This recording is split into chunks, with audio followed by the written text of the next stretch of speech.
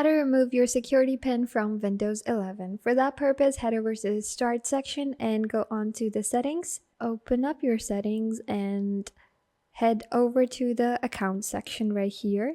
And into the Account section, what you're going to do is you're going to go all the way down to Account Settings. And from Account Settings, you're going to click on Sign In Options. From the Sign In Options, these are the multiple different options that you have for your protective security onto your computer. As of now, you can see I don't have any of these enabled, but if you have the pin enabled, what you're going to do is you're going to simply have an option to say disable it, and you can just simply disable your pin. Mine is not set up, but this is how you can simply remove your pin off of your Windows 11. They're gonna, of course, ask you for your general password or like a fingerprint, as in like a configuration to see if you are removing the pin off your computer or not. So guys, this is it, a quick and easy way for you to remove your pin off of Windows 11.